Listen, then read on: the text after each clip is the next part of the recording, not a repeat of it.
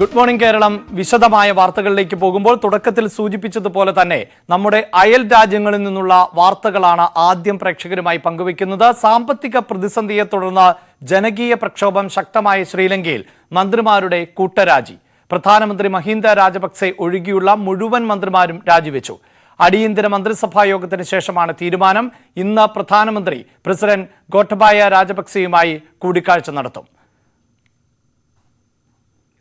വാർത്തയുടെ വിശദാംശങ്ങളുമായി സരുൺ എ ജോസ് ആണ് ചേരുന്നത്. സരുൺ, കഴിഞ്ഞ ദിവസങ്ങളിൽ എല്ലാം ഈ പ്രതിസന്ധി അതിന്റെ മൂർധന്യാവസ്ഥയിലേക്ക് എത്തിയിരുന്നു. പക്ഷേ പ്രധാനമന്ത്രി രാജിവെച്ചു എന്ന തരത്തിലുള്ള റിപ്പോർട്ടുകൾ ആയിരുന്നു പുറത്തു വന്നത്. ഇപ്പോൾ പ്രധാനമന്ത്രിയുടെ രാജിയിൽ സ്ഥിരീകരണമുണ്ടോ, അതെയോ മറ്റ് മന്ത്രിസഭാ അംഗങ്ങൾ മാത്രമാണോ രാജിവെച്ചിട്ടുള്ളത്? അഭിലാഷ്, സർക്കാരിനെതിരെ രാജപക്സെ കുടുംബം നയിക്കുന്ന ശ്രീലങ്കൻ സർക്കാരിനെതിരെ ജനകീയ പ്രതിഷേധം വളരെ ശക്തമായിരുന്ന ഒരു സാഹചര്യത്തിലാണ് ഇന്നലെ വൈകിട്ട് പ്രധാനമന്ത്രി മഹിന്ദ രാജപക്സെ രാജിവെച്ചതായുള്ള വാർത്തകൾ പുറത്തുവന്നത്. അദ്ദേഹം പ്രസിഡന്റ് സഹോദരനുമായ ഗോട്ടബായ രാജപക്സെയുമായി ഇന്നലെ വൈകിട്ട് കൂടിക്കാഴ്ച നടത്തിയിരുന്നു. ഈ കൂടിക്കാഴ്ചയ്ക്ക് തൊട്ടു പിന്നാലെയാണ് പ്രധാനമന്ത്രി മഹിന്ദ രാജപക്സെ രാജിവെച്ചെന്നുള്ള അഭ്യൂഹങ്ങൾ പരന്നത്. പക്ഷേ മണിക്കൂറുകൾക്കകം പ്രധാനമന്ത്രിയുടെ ഓഫീസ് തന്നെ ഇക്കാര്യം നിഷേധിച്ചു. ഇപ്പോൾ രാജിവെക്കാനുള്ള തീരുമാനമില്ലെന്ന് തന്നെയാണ് പ്രധാനമന്ത്രിയുടെ ഓഫീസ് അറിയിച്ചിരുന്നത്. എന്നാൽ ഇതിനുശേഷം ചേർന്ന അടിയന്തര മന്ത്രിസഭാ യോഗത്തിലാണ് മുഴുവൻ മന്ത്രിമാരും രാജിവെക്കാൻ സന്നദ്ധരായത്. അവർ രാജിക്കത്ത് പ്രധാനമന്ത്രി മഹിന്ദ രാജപക്സെക്ക് കൈമാറുകയുണ്ടായി. ഈ രാജിവെച്ചവരിൽ മഹിന്ദ രാജപക്സെയുടെ മകൻ നമൽ രാജപക്സെയും രണ്ട് സഹോദരന്മാരായ ചമൽ രാജപക്സെയും അതുപോലെ തന്നെ ധനമന്ത്രി ബേസിൽ രാജപക്സെയും ഉൾപ്പെടുന്നു. ഇങ്ങനെ 26 മന്ത്രിമാരാണ് ഇന്നലെ മഹിന്ദ രാജപക്സെക്ക് രാജിക്കത്ത് കൈമാറിയത്. ഇന്ന് രാവിലെ ഈ രാജിക്കത്ത് അദ്ദേഹം പ്രസിഡന്റ് ഗോട്ടബായ രാജപക്സെയെ കണ്ട് നേരിൽ കൈമാറുമെന്നാണ് അറിയാൻ കഴിയുന്നത്. ഈ ഗോട്ടബായ രാജപക്സെയുമായുള്ള കൂടിക്കാഴ്ചയിൽ ഇനി ഇടക്കാല സർക്കാർ രൂപീകരണം അല്ലെങ്കിൽ പുതിയ മന്ത്രിസഭാ രൂപീകരണം സംബന്ധിച്ചുള്ള ചർച്ചകൾ നടത്തും. അത് ദേശീയ ഐക്യമുന്നണി സർക്കാർ രൂപീകരിക്കണമോ എന്ന കാര്യത്തിലും ഈ പ്രസിഡന്റ് പ്രധാനമന്ത്രി കൂടിക്കാഴ്ചയിൽ തീരുമാനമാകുമെന്നാണ് അറിയാൻ കഴിയുന്നത്. ഈ ദേശീയ ഐക്യ സർക്കാർ പ്രതിപക്ഷ പാർട്ടികളുടെ പ്രതിനിധികളെ കൂടി ഉൾപ്പെടുത്തിയാകും രൂപീകരിക്കുക എന്നുള്ള റിപ്പോർട്ടുകളും പുറത്തു വരുന്നുണ്ട്. പക്ഷേ പ്രതിപക്ഷം ഇതിനോട് എങ്ങനെ പ്രതികരിക്കുമെന്ന് ഇതുവരെയും അറിയാൻ കഴിഞ്ഞിട്ടില്ല. UNPയിലെ മുൻ പ്രധാനമന്ത്രി റെനിൽ വിക്രമസിംഗെ ഉൾപ്പെടുന്ന ഒരു മന്ത്രിസഭാ രൂപീകരണമായിരിക്കും ഒരുപക്ഷെ രാജപക്സെ കുടുംബം ലക്ഷ്യമിടുന്നത് എന്നാണ് ഇപ്പോൾ പുറത്തുവരുന്ന റിപ്പോർട്ടുകൾ. പ്രധാന പ്രതിപക്ഷമായ SJPയുടെ നേതാവും പ്രതിപക്ഷ നേതാവുമായ സജിത് പ്രേമദാസ ഉൾപ്പെടെയുള്ളവർ ഈ ദേശീയ ഐക്യ സർക്കാർ രൂപീകരണത്തോട് നേരത്തെ അനുകൂലമായല്ല പ്രതികരിച്ചത്. അതിനാൽ തന്നെയും പ്രതിപക്ഷത്തിന്റെ സഹകരണം ഈ മന്ത്രിമാരുടെ രാജി കൊണ്ട് സർക്കാരിന് നേടാൻ കഴിയുമോ എന്നുള്ള കാര്യത്തിൽ ഇപ്പോഴും ആശങ്കയുണ്ട്. അഭിലാഷ്, സരുൺ, ഒരു ഭാഗത്ത് രാഷ്ട്രീയമായ പ്രതിസന്ധി മൂർച്ഛിക്കുന്നു, മറുഭാഗത്ത് ജനങ്ങളുടെ ദുരിതത്തിന് അറുതിയില്ല എന്നുള്ളതാണ്. ഇന്ത്യ കഴിയുന്നത്ര സഹായം എത്തിച്ചു കഴിഞ്ഞിട്ടുണ്ട്. ഇന്ധനം എത്തിച്ചു നൽകിയിട്ടുണ്ട്, ഭക്ഷണ വസ്തുക്കൾ എത്തിച്ചു നൽകിയിട്ടുണ്ട്. അങ്ങനെ എല്ലാ തരത്തിലുമുള്ള സഹായങ്ങൾ ലോകരാഷ്ട്രങ്ങളുടെ ഭാഗത്ത് നിന്ന് ലഭിക്കുന്ന ഒരു പശ്ചാത്തലം കൂടിയുണ്ട്. പക്ഷേ ഒരു ശരാശരി ശ്രീലങ്കക്കാരനെ സംബന്ധിച്ചിടത്തോളം ഓരോ കാര്യങ്ങൾക്കും മണിക്കൂറുകൾ ക്യൂ നിൽക്കേണ്ടി വരുന്ന സാഹചര്യം ഉണ്ടാകുന്നു. അവിടെയും ഈ കറൻസി എന്നത് ശ്രീലങ്കൻ രൂപ തന്നെയാണ്. അതിന് മൂല്യമില്ലാത്ത സാഹചര്യം വരുന്നു. ഒരു ചായ കുടിക്കണമെങ്കിൽ പോലും ഒരു ദിവസത്തെ വേതനം നൽകേണ്ട സാഹചര്യം വരുന്നു. ആ ഒരു പ്രതിസന്ധിയെ മറികടക്കുവാൻ എങ്ങനെയാണ് സാധിക്കുക? അതിനുള്ള എന്തെങ്കിലും ശ്രമങ്ങൾ ഈ ഭരണസ്ഥിരത ഉറപ്പാക്കുക എന്നതിനപ്പുറത്ത് ഭരണകൂടത്തിന്റെ ഭാഗത്ത് നിന്ന് ഉണ്ടാകുന്നുണ്ടോ?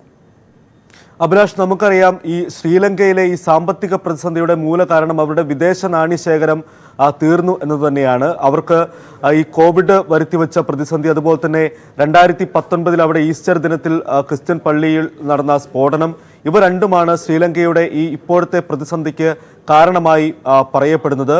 ഇതിനുശേഷം വിദേശ നാണ്യശേഖരം ശ്രീലങ്കയുടെ അവസാനിച്ചു, തീർന്നു എന്ന് തന്നെ പറയാം. ഇത് കാരണം ഈ വിദേശ രാജ്യങ്ങളിൽ നിന്ന് റഷ്യയും യുക്രൈനും പോലുള്ള രാജ്യങ്ങളിൽ നിന്നാണ് കൂടുതലായി ഗോതമ്പ് ഉൾപ്പെടെയുള്ള വസ്തുക്കൾ ഇറക്കുമതി ചെയ്തിരുന്നത്. ഇപ്പോൾ യുദ്ധം കാരണം അവിടെ നിന്നുള്ള ഇറക്കുമതിയും നിലച്ചു.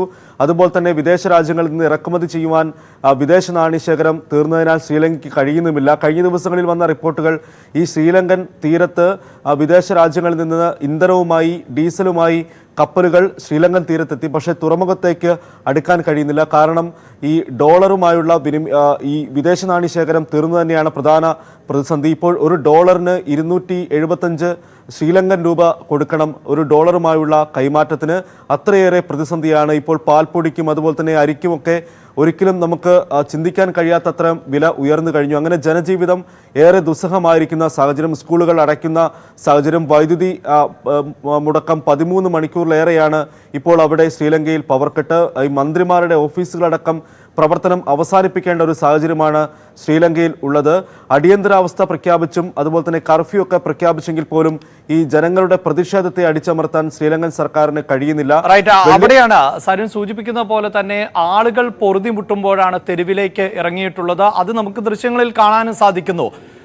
അത്തരത്തിൽ, അതായത് പോലീസിനെ അടക്കം വിന്യസിച്ചുകൊണ്ട് ഈ പ്രതിഷേധങ്ങളെ അടിച്ചമർത്തുക എന്നത് ഇനി സാധ്യമാണോ? പ്രത്യേകിച്ച് ഭരണകൂടത്തിനോട് നേരിട്ട് ജനങ്ങൾ പ്രതിഷേധവുമായി ഭരണകൂടത്തിനെതിരെ രംഗത്ത് ഇറങ്ങുന്ന ഒരു പശ്ചാത്തലമുണ്ട്. അവിടെ സർക്കാർ ഓഫീസുകൾക്ക് നേരെ അതിക്രമങ്ങൾ നടത്തുന്നു. ആ നിലയിലേക്ക് ജനങ്ങൾ മുട്ടി നിൽക്കുന്ന ഒരു അവസ്ഥ, അതിനെ എങ്ങനെയായിരിക്കും മറികടക്കുക? അഭിലാഷ്, കഴിഞ്ഞ വ്യാഴാഴ്ച രാത്രി പ്രസിഡന്റ് ഗോട്ടബായ രാജപക്സെയുടെ സ്വകാര്യ വസതിയിലേക്ക്, കൊളംബോയ്ക്ക് സമീപം മിരിഹാനയിലെ സ്വകാര്യ വസതിക്ക് സമീപം 3000-ഓളം പ്രക്ഷോഭകരാണ് തടിച്ചുകൂടിയത്.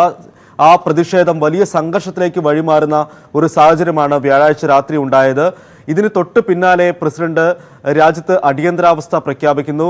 ആളുകളെ, ഈ പ്രതിഷേധിക്കുന്നവരെ അറസ്റ്റ് ചെയ്യാൻ സൈന്യത്തിന് പൂർണ്ണ അധികാരം നൽകുന്ന തരത്തിൽ അടിയന്തരാവസ്ഥ പ്രഖ്യാപിക്കുന്ന ഒരു സാഹചര്യമാണ് ഉണ്ടായത്. ഇന്നലെ പ്രതിപക്ഷ പാർട്ടികൾ അതുപോലെ തന്നെ സോഷ്യൽ മീഡിയയിലും മറ്റും ഈ അറബ് വിപ്ലവത്തിന്റെ അല്ലെങ്കിൽ അറബ് വസന്തത്തിന്റെ മാതൃകയിൽ ശ്രീലങ്കയിൽ വലിയ പ്രതിഷേധത്തിനും ആഹ്വാനം ചെയ്തിരുന്നു. ഇത് തടയാൻ വേണ്ടി അടിയന്തരാവസ്ഥയ്ക്ക് പുറമെ 36 മണിക്കൂർ കർഫ്യൂ പ്രഖ്യാപിക്കുന്ന ഒരു സാഹചര്യവും ശ്രീലങ്കയിൽ ഉണ്ടായിരുന്നു. എന്നിട്ട് പോലും ഈ ജനങ്ങളുടെ പ്രതിഷേധങ്ങൾ തടയാൻ സർക്കാരിന് കഴിഞ്ഞില്ല. ഈ കൊളംബോയിലെ സ്വാതന്ത്ര്യ ചത്തുരത്തിലടക്കം വലിയ പ്രതിഷേധങ്ങളാണ് പ്രതിപക്ഷ പാർട്ടികളുടെ നേതൃത്വത്തിൽ അരങ്ങേറിയത്. രണ്ടാമത്തെ വലിയ നഗരമായ ക്യാൻഡിയിലെ പെരിധേനിയ സർവകലാശാലയിലെ വിദ്യാർത്ഥികളും സർക്കാരിനെതിരെ വലിയ പ്രതിഷേധവുമായി രംഗത്തിറങ്ങുന്ന ഒരു കാഴ്ചയാണ് കണ്ടത്. അവർക്കെതിരെ വലിയ രീതിയിൽ സൈന്യവും പോലീസും ജലപീരങ്കി അടക്കമുള്ള ഉപയോഗിച്ച് തടയാൻ ശ്രമിച്ചെങ്കിലും ആ പ്രതിഷേധം കെട്ടടങ്ങാത്ത ഒരു സാഹചര്യമായിരുന്നു ഉണ്ടായിരുന്നത്. ഈ പ്രതിഷേധങ്ങൾ കണക്കിലെടുത്ത് 1000-ഓളം ആളുകളെയാണ് ശ്രീലങ്കയിൽ അറസ്റ്റ് ചെയ്തത്. പക്ഷേ എങ്കിൽ പോലും ഇപ്പോഴും പ്രതിഷേധങ്ങൾ നിലയ്ക്കുന്നില്ല. ഇതിന് ഒരു താൽക്കാലിക ശമനമുണ്ടാക്കുക എന്ന മാർഗമാണ് ഇപ്പോൾ മന്ത്രിമാരുടെ രാജിയിലേക്ക് കാര്യങ്ങൾ എത്തിയിരിക്കുന്നത്. സൂചിപ്പിക്കുന്ന പോലെ ഈ മന്ത്രിമാരുടെ രാജിയിലേക്കൊക്കെ വരുമ്പോൾ പ്രതിപക്ഷം ഒരു ഭാഗത്തുണ്ട് എങ്കിലും ഭരണപക്ഷം എന്നത് ഏതാണ്ട് ഒരു കുടുംബ ഭരണം എന്ന നിലയിൽ തന്നെ നമുക്ക് ശ്രീലങ്കയുടെ സാഹചര്യത്തെ വിലയിരുത്താം. അത് ഏത് നിലയിലാണ് പ്രതിസന്ധി സൃഷ്ടിച്ചത്? ഒരു കുടുംബാധിപത്യം എന്നത് അവസാനിക്കുന്ന ഒരു സാഹചര്യത്തിലേക്ക് എത്തുന്നുണ്ടോ ശ്രീലങ്ക? അഭിലാഷ്, കഴിഞ്ഞ ഒരു പതിറ്റാണ്ടിലേറെയായി രാജപക്സെ കുടുംബത്തിന്റെ മേധാവിത്വം തന്നെയാണ് ശ്രീലങ്കൻ രാഷ്ട്രീയത്തിൽ നമുക്ക് കാണാൻ സാധിക്കുക. മുമ്പ് പ്രസിഡന്റ് ആയിരുന്നത് മഹിന്ദ രാജപക്സെ ആയിരുന്നു. പക്ഷെ പിന്നീട് അദ്ദേഹത്തിന് ശ്രീലങ്കയിലെ ആഭ്യന്തര യുദ്ധത്തിന് ശേഷം അദ്ദേഹത്തിന്റെ ഭരണം മാറി. തുടർന്ന് റെനിൽ വിക്രമസിംഗെ പ്രധാനമന്ത്രിയാകുന്നു. പിന്നീട് കഴിഞ്ഞ തവണ നടന്ന തെരഞ്ഞെടുപ്പിലാണ് രാജപക്സെ കുടുംബം വീണ്ടും ശ്രീലങ്കയിൽ അധികാരത്തിലെത്തുമ്പോൾ തന്നെയും ഈ രാജപക്സെ കുടുംബത്തിന്റെ സ്വാധീനം നമുക്ക് പ്രകടമായി തന്നെ കാണാൻ കഴിയും. പ്രസിഡന്റായത് മഹിന്ദ രാജപക്സെയുടെ സഹോദരൻ ഗോട്ടബായ രാജപക്സെയാണ്. അവിടെ മന്ത്രിസഭയിലെ മുതിർന്ന അംഗമായി ജലസേചന മന്ത്രി ആയത് ഇവരുടെ മുതിർന്ന സഹോദരനായ ചമൽ രാജപക്സെയാണ്. മറ്റൊരു സഹോദരൻ ബേസിൽ രാജപക്സെയാണ് ശ്രീലങ്കയുടെ ധനമന്ത്രി. മഹിന്ദ രാജപക്സെയുടെ മകൻ നമൽ രാജപക്സെയും ഈ മന്ത്രിസഭയിൽ പ്രധാന വകുപ്പുകൾ കൈകാര്യം ചെയ്യുന്നു. ഇങ്ങനെ മന്ത്രിസഭയിലും അതുപോലെ തന്നെ ശ്രീലങ്കൻ രാഷ്ട്രീയത്തിലും ഈ രാജപക്സെ കുടുംബത്തിന്റെ ഒരു സ്വാധീനം പ്രകടമാണ്. ഈ പ്രതിപക്ഷം ഉന്നയിക്കുന്ന പ്രധാനപ്പെട്ട ആവശ്യം ഈ രാജപക്സെ കുടുംബം അധികാരം വിട്ടൊഴിയുക എന്ന് തന്നെയാണ്. പക്ഷേ അതിലേക്ക് കാര്യങ്ങൾ എത്തുമോ എന്നുള്ള കാര്യത്തിൽ ഇപ്പോഴും വ്യക്തതയില്ല. കാരണം പ്രധാനമന്ത്രി മഹിന്ദ രാജപക്സെയുടെയും പ്രസിഡന്റ് ഗോട്ടബായ രാജപക്സെയുടെയും രാജിയാണ് പ്രതിപക്ഷം പ്രധാനമായും ആവശ്യപ്പെടുന്നത്.